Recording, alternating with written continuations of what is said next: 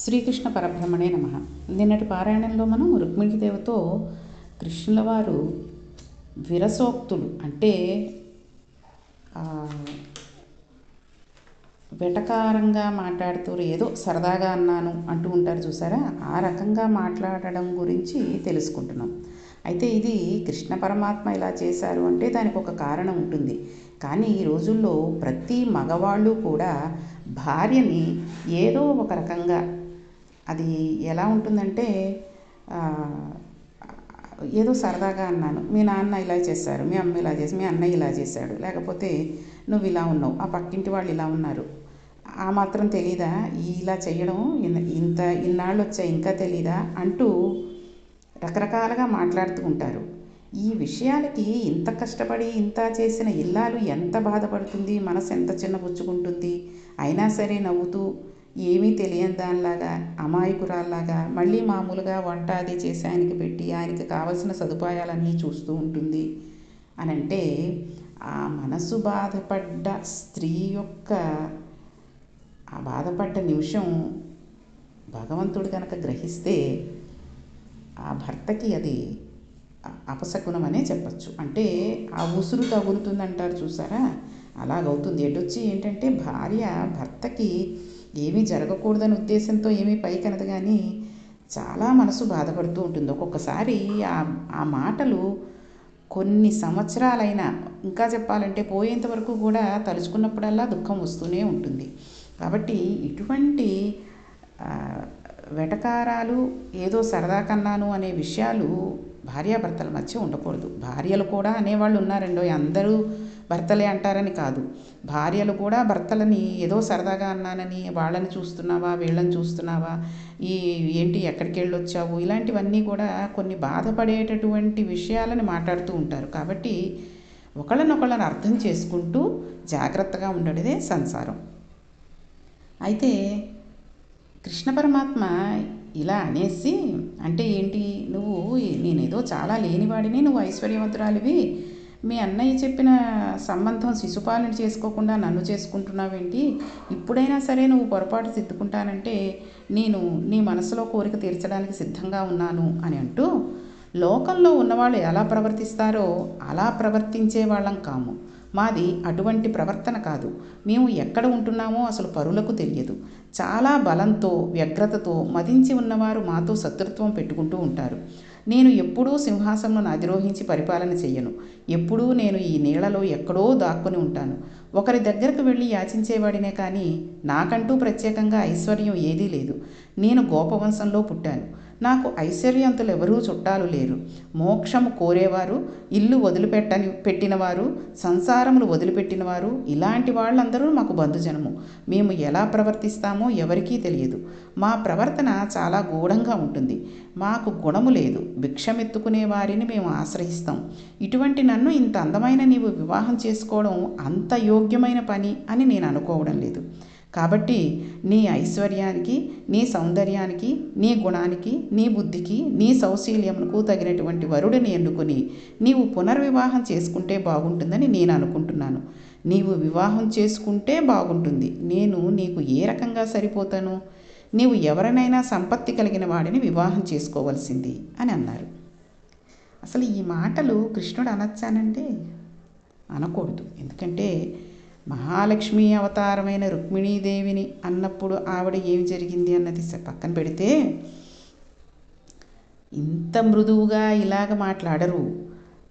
ఏదైనా పెళ్లి సంబంధాలు ఒకటి రెండు ఇంతకు ముందు చూసినవి ఉన్నాయి అంటే అందరూ అలా ఉంటారా అంటే అలా ఉండరు. కానీ ఇప్పటి కాలం పిల్లలు చిన్న చిన్న విషయాలకే ఇలాంటివి అనుకుని మాట పెరిగిపోయి విడాకులు వచ్చేంతటి వరకు కూడా వెళ్ళిపోతున్నారు. కాబట్టి ముందు జరిగిందేదో జరిగిపోయిందా అన్నది తీసేయండి. నీకు ఇష్టమై నువ్వు చూసుకున్నావు, పెళ్లి చూపుల్లో వాళ్ళు చూసుకున్నారు.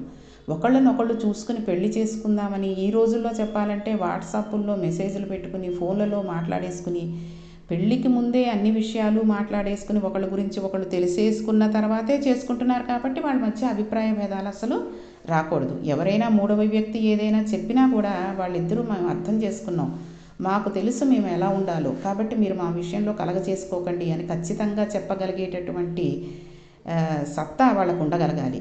అయితే తల్లిదండ్రులు, ముఖ్యంగా తల్లి కానీ తండ్రి కానీ పిల్లవాడికి కానీ పిల్లకి కానీ ఇన్నాళ్ళు ఒక రకం, ఇప్పుడు పెళ్ళయింది, పిల్ల అందరినీ విదిలిపెట్టి నిన్ను నమ్ముకుని నీ ఇంటికి వస్తోంది, కాబట్టి నువ్వు జాగ్రత్తగా చూసుకోవాలి. అలాగే పిల్లవాడు నీ యందు ప్రేమతో వస్తున్నాడు, కాబట్టి నువ్వు జాగ్రత్తగా చూసుకోవాలని పిల్లకి పిల్లాడికి చెప్పి గనక పెళ్ళిళ్ళు చేస్తే 100% కూడా సమంగానే ఉంటాయి. అంతేగాని పాశ్చాత్య పద్ధతులలో అలవాటు పడిపోయిన మన డ్రెస్సింగు అవి అలవాటు పడిపోయినట్టే పెళ్ళిళ్ళు విడాకులు కూడా అలవాటు పడిపోతాము అనుకుంటే అది మన దౌర్భాగ్యమనే చెప్పుకోవచ్చు.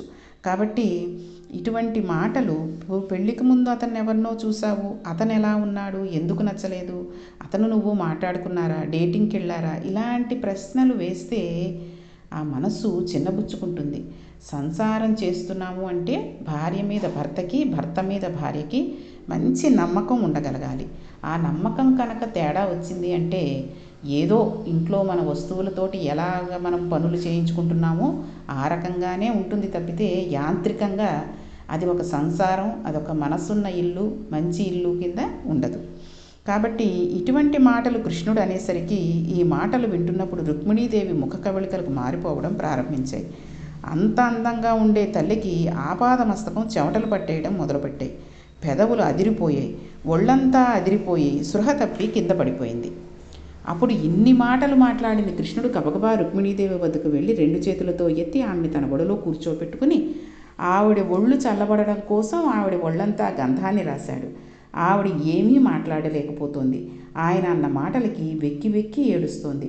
ఆమె కళ్ళ నుండి వెలువడే కన్నీటిని పన్నీటితో కడిగాడు. కర్పూర వాసన వచ్చే ఆ పలుకులు ఆమె చెవులలోకి ఊదాడు. ఆమె నేల మీద పడిపోయినప్పుడు ఆమె వేసుకున్న హారాలన్నీ చిక్కుబడిపోయాయి. వాటి చిక్కులు విడదీసి గుండెల మీద చక్కగా వేశాడు. చెమట పట్టేసి ఆవిడ నుదుటి మీద ఉన్న కుంకం కరిగిపోతోంది. ఆ నుదుటి కుంకాన్ని చక్కగా దిద్ది ఒంటికి పట్టిన చెమటనంతా తుడిచివేశాడు. తామర పువ్వు రేకులతో చేసిన పెద్ద విసనకర్రను తెప్పించి దానితో విసిరాడు. అమ్మవారికి ఉపశాంతి కలిగేటట్టు, ఆమె ప్రసన్నమయ్యేటట్లు ప్రవర్తించి ఆవిడని తన ఒడిలో కూర్చోపెట్టుకుని, అదేమిటి రుక్మిణి, నేను నీతో 2 విరసోక్తులాడాను, ఆ మాటలకు నీవంత నొచ్చుకుని అలా పడిపోయావేమిటి అన్నాడు. అసలు మాట అన్నవాళ్ళు ఇలాగే అంటుంటారు, ఏదో సరదాగా అన్నానా, దానికి అంత పెద్ద గుంజుకుపోతావేంటి అంటూ ఉంటారు. అది పడ్డవాళ్ళకి తెలుస్తుందండి. అన్నవాడికి ఏదో మాట అనేసిన వాళ్ళకి ఆ బాధ తెలియదు, ఆ మాట పడ్డవాళ్ళకి ఆ బాధ తెలుస్తుంది. అయితే ఇప్పుడు ఈ మాటలు అన్నది శ్రీకృష్ణ పరమాత్మ. కృష్ణుడంతటి స్వామి ఇలా మాట్లాడవచ్చా, అసలు ఇటువంటి చెడు మాటలు మాట్లాడవచ్చా అని మనకి అనుమానం వస్తూ ఉంటుంది కదండి. వచ్చేసింది ఈ పాటికే, ఇదేమిటి కృష్ణుడేమిటి, భగవంతుడు ఆయన పరమాత్మ, అటువంటి వాడు రుక్మిణీదేవిని, లక్ష్మీ స్వరూపురాలైన ఆవిడ్ని ఇలా మాట్లాడవచ్చా, ఆయన్ని నమ్ముకుని వచ్చింది కదా ఆవిడ అని అనుమానం మనకందరికీ వచ్చింది కదా. ఆ అనుమానాన్ని నివృత్తి చేసుకోవడానికి మనకి ఆ ఋషి ఇలా చెప్తున్నారు. కృష్ణుడు అలా మాట్లాడడానికి ఒక కారణం ఉంది. రుక్మిణీదేవి యందు చిన్న దోషం కలిగింది. అటువంటి చిన్న దోషమును స్వామి సత్యభామ యందు భరిస్తాడు, కానీ రుక్మిణీదేవి యందు భరించడు. రుక్మిణీదేవికి కొద్దిపాటి అతిశయం వచ్చింది. ఏంటది?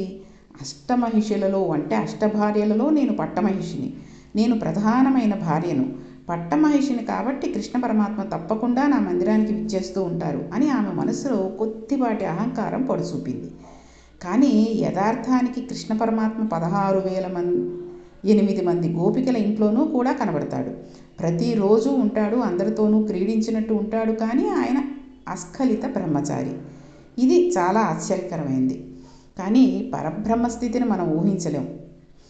ఆయన ఒకడే 16,008 మంది అందరితోటి ఉంటాడు అంటే ఆయన ఎంత బ్రహ్మచారిగా ఉంటూ ఇంతమందితోటి ఉంటున్నాడు అనేది మనం తెలుసుకోవాలి. మొన్న తెలుసుకున్నాం కదండి, నెమల పింఛాన్ని ఎందుకు అలా పెట్టుకుంటాడో, నెమలికి ఆయనకి పోలిక ఏమిటి అన్నది. కాబట్టి ఇది మన మనస్సుకి మన బుర్రకి అందేటటువంటి విషయం కాదు. రుక్మిణీదేవికి కలిగిన చిన్న అతిశయం పెరిగి పెద్దదైపోతే ఆవిడ ఉపద్రవాన్ని తెచ్చుకుంటుంది. అలా తెచ్చుకోకూడదు. ఆవిడ లక్ష్మీ అంశ, కారుణ్యమూర్తి అయి ఉండవలసిన తల్లి. ఆ తల్లికి ఈవేళ ఇంతమంది సౌతులలో ఉండడంలో అతిశయభావన కలుగుతోంది. ఈ అతిశయ భావనను ఆమె నుండి తీసివేస్తే ఆమె పరమ మంగళప్రదురాలిగా నిలబడుతుంది. కృష్ణుడు ఆమెను సరిదిద్దాలనుకున్నాడు. అందుకని కృష్ణుడు ఆమెను దిద్దుబాటు చెయ్యాలని మాట్లాడిన మాట తప్ప ఆయన ఏదో కడుపులో పెట్టుకుని మాట్లాడిన మాట మాత్రం కాదు. కాబట్టి ఇప్పుడు కృష్ణ పరమాత్మ రుక్మిణీదేవి పట్ల ప్రవర్తించిన తీరు ఆమె అభ్యున్నతి కొరకు ప్రవర్తించిన ప్రవర్తన. అయితే కృష్ణుడి మాటలు విన్న తర్వాత అమ్మవారు చాలా అద్భుతమైన విషయాన్ని చెప్పింది. ఆవిడన్నారు, కృష్ణ, మీరు చెప్పిన అన్నీ పరమ యాథార్థాలు. మీరు చెప్పిన దానిలో ఒక్కటి కూడా అసత్యం లేదు. మీరు చెప్పిన దాంట్లో ఏది అబద్ధం కూడా కాదు. కాబట్టే నేను చేసుకుంటే మిమ్మల్నే చేసుకోవాలని, మీకు మాత్రమే పత్నిని కావాలని పలవరించి మీకు భార్యనయ్యాను. మీరు లోకలందరి వలె ఉండేవారు కాదు. మీరు పరమాత్మ. అందుకే మిమ్మల్ని చేరుకున్నాను. నీవు అందరికీ కనబడే రూపం కాదు, పరబ్రహ్మ స్వరూపుడవు. బలంతో అతిశయించి మదమెక్కిన వారు నీతో వైరం పెట్టుకుంటూ ఉంటారు, నిన్ను మరిచిపోతూ ఉంటారు. అది యథార్థమే. సమస్త బ్రహ్మాండంలోనూ హేళగా నిర్వహించే నీకు పరిమితమైన ఒక సింహాసనం మీద కూర్చోవలసిన అవసరం లేదు. అందుకని నీవు రాజపీఠములు ఎక్కవు. నీవు నీటిలోకి వచ్చి ఉండడం అనేది ఒక కర్తవ్యంతో చేసిన పని. యుద్ధం జరుగుతున్నప్పుడు ఒక్క ప్రాణి కూడా మరణించకూడదని అందరినీ భద్రంగా తెచ్చి ద్వారకలో పెట్టినవాడివి. నీవు మాత్రం జరాసంధుడు వచ్చినప్పుడు, కాలయవనుడు వచ్చినప్పుడు అక్కడే మధురానగరపు కోటలోనే ఉన్నావు. కాబట్టి నీ చేష్టితములు లోకరక్షణ కోసమే కానీ నీ రక్షణ కొరకు కావు. ధనగర్వం కలిగిన ఐశ్వర్యవంతులెవరూ నీకు చుట్టాలు కారు. తాము ఐశ్వర్యవంతులమనే గర్వం కలిగి మిగిలిన వారిని చిన్నచూపు చూసే ఐశ్వర్యవంతులు నీకు చుట్టాలు కారు.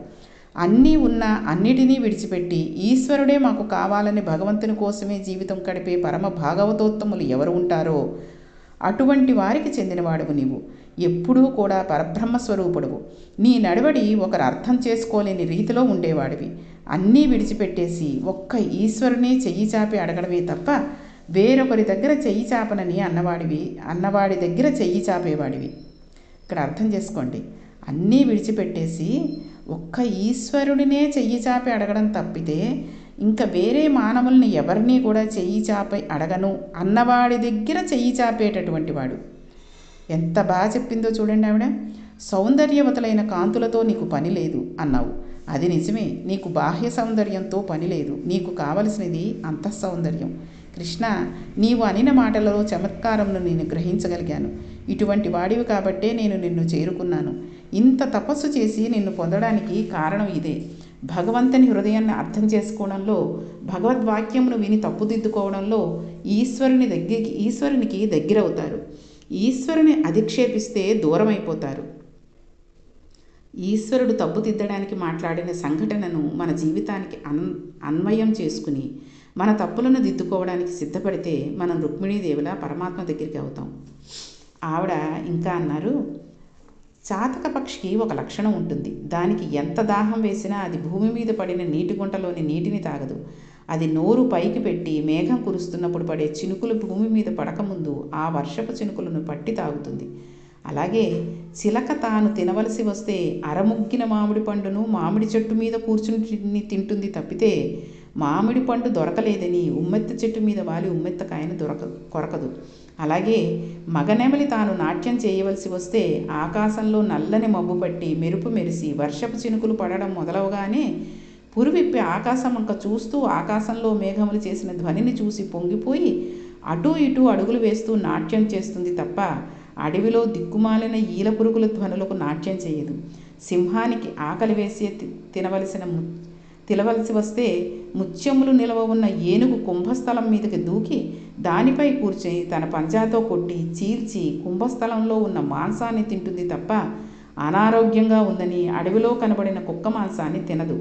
అలా నేను బ్రతికి ఉన్నంతకాలం, నా జన్మ ఉన్నంతకాలం నీ పాదములు సేవించేదానను తప్ప అన్యుల పక్కకి మనస్సు చేత కానీ వాక్కు చేత కాని చేరేదానను కాను.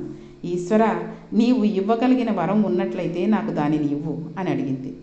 కృష్ణుడు విరసోక్తి మాట్లాడితే ఆవిడ ఎటువంటి ప్రతిజ్ఞ చేసి మాట్లాడిందో చూడండి. ఇప్పుడు ఆవిడ భగవంతుని పవిత్రతని తెలుసుకుంది. ఇప్పుడు కృష్ణుడు అన్నాడు, రుక్మిణి, నీవు పరమ పతివ్రతవు. ఈ విషయం నాకు తెలుసు. నీవు నిర్మలమైన మనస్సు కలిగిన దానివి, వివేకము ఉన్నదానివి, బాల్యం నుండి నన్ను ప్రేమించిన దానివు. ఎన్నడూ నా నుండి విడివడకుండా ఉండాలని కోరుకున్నదానువు. పుట్టిన నాటి నుండి నన్నే స్మరించిన దానువు. అటువంటి దాని పట్ల నేను కొంచెం ఎక్కువ మాట్లాడి ఉంటే నా తప్పు సహించు రుక్మిణి అన్నాడు. అప్పుడు రుక్మిణి, స్వామి మీరంత మాట అనకూడదు అని కృష్ణుని వారించింది. చూసారా, కృష్ణుడు వ్యసోక్తులాడాడు, అంతటి వాడే ఇలా అన్నారు కానీ కాబట్టి మనము మాట్లాడచ్చు అనుకుంటున్నారు తప్పితే ఆఖరణ కృష్ణుడు ఏమన్నాడు? నేను కొంచెం ఎక్కువ మాట్లాడి నిన్ను బాధపెట్టి ఉంటే నా తప్పు సహించు అంటే క్షమించు అనే కదండి అన్నాడు. ఆ మాట ఏ భర్త అయినా భార్యతోటి అనగలడా? అనలేడు. కాబట్టి రుక్మిణీదేవి ఈ మాటలకి బాధపడి అంత మాట మీరు అనకూడదు అని కృష్ణుని వారించింది. రుక్మిణీదేవి బాహ్య సంపత్తితో పరవశించిపోయింది కాదు, అంతఃసంపత్తితో పొంగిపోయినది. బాహ్య సంపత్తి అంటే ఏమిటండి? ఐశ్వర్యం. ఐశ్వర్యంతో చూసి పరవశించిపోయాల్సిన అవసరం ఆవిడికి లేదు. ఆవిడే ఐశ్వర్యం. అంతఃసంపత్తితో అంటే మనసులోని భక్తితో పొంగిపోయింది. ఈశ్వరుని విభూతి మన యందు ప్రవర్తిస్తే మనకు ఐశ్వర్యం వచ్చింది. ఈశ్వరానుగ్రహం ఉంటే మనకి అందం వచ్చింది. ఈశ్వరానుగ్రహం ఉంటేనే మనకు యవ్వనం నిలబడింది. ఈశ్వరానుగ్రహం ఉంటేనే మనం కదలగలుగుతున్నాం. ఈశ్వర సంకల్పం కానీ కొద్దిగా మారినట్లయితే రాజులు తరాజులైపోతారు. నలచక్రవర్తి అంతటివాడు ఈశ్వరానుగ్రహం తప్పిపోతే గరిటి పట్టాడు. అందుకనే మనం ఎప్పుడూ ఈశ్వరానుగ్రహాన్ని నిలబెట్టుకోవాలి. భగవంతుడు మనకి ఇచ్చిన ఐశ్వర్యాన్ని ఈశ్వర విభూతిగా అనుభవించడంలో అతిశయం, గర్వం కలగకూడదు. ఈశ్వరుడు ఎప్పుడూ అంతఃసౌందర్యం అడుగుతాడు. బాహ్య సౌందర్యం ఈశ్వరుడి దగ్గర పనికి వచ్చేది కాదు. రుక్మిణీదేవి తన అంతఃసౌందర్యం చేత స్వామిని గెలుచుకుంది. మనం ఎప్పుడైనా సరే పరమాత్మని గెలుచుకోవాలంటే అంతఃసౌందర్యంతో గెలుచుకోవాలి. ఇక్కడ పరమాత్మ కానీ మనకి పతే పరమాత్మ కాబట్టి మనం కూడా భర్తని గెలిపించి నొప్పించకుండా ఉండాలి.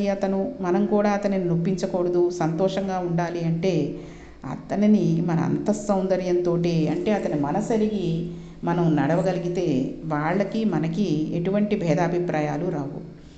మన యందు ఉన్న విభూతి ఈశ్వర ప్రచోదనం అని మనం అంగీకరించగలగాలి. మనకు ఉన్నది ఏదైనా సరే అది ఈశ్వరానుగ్రహమే అని అనగలగాలి. కాబట్టి కృష్ణ పరమాత్మ ఈ రకంగా మాట్లాడి చేసి చూసిన తర్వాత ఎవరి దగ్గరైనా నిలబడి తనను క్షమించమని అడిగిన సందర్భం ఇప్పటి వరకు ఆయనకు లేదు. మొట్టమొదటిసారి రుక్మిణీదేవి దగ్గర అడిగారు. అంటే ఈశ్వరుడు తనకి కింకరుడుగా ఉండాలని కోరుకున్న వాడి దగ్గర ఎలా ఉంటాడో చూడండి. ఈశ్వరుడు అంత వసుడు అవుతాడని తెలియజేస్తూ మనల్ని మనం సంస్కరించుకోవాల్సిన విధానాన్ని విరసోక్తిని రుక్మిణి పట్ల ప్రదర్శించినట్లుగా చూపించిన ఒక మహోత్కృష్టమైన ఘట్టం ఈ ఘట్టం. రుక్మిణీదేవి కృష్ణుణ్ణి వశం చేసుకుని తన వాడిని చేసుకుంది. ఇది రుక్మిణీ విజయం. దానిని మనం విజయంగా మనం మార్చుకోవడంలో భాగవతం వినడం చేత మనం పొందవలసిన విజయం.